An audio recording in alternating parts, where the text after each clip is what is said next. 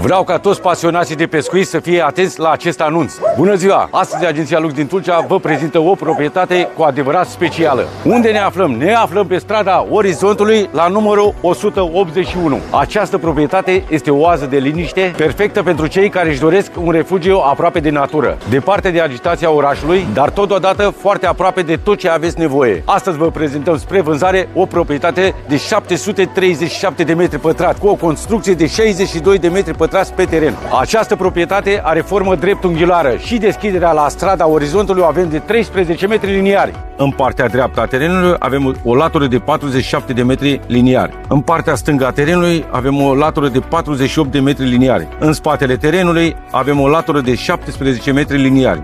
Este un loc excelent pentru cei pasionați de pescuit, drumeții sau pur și simplu pentru momente de relaxare în mijlocul naturii. Avem o poartă din fier forjat cu o rampă unde îți poți parca 3 mașini. Continuarea gardului avem cu fundație din beton și din lemn. Haideți la interior să vorbim puțin de utilități. Am intrat în proprietate.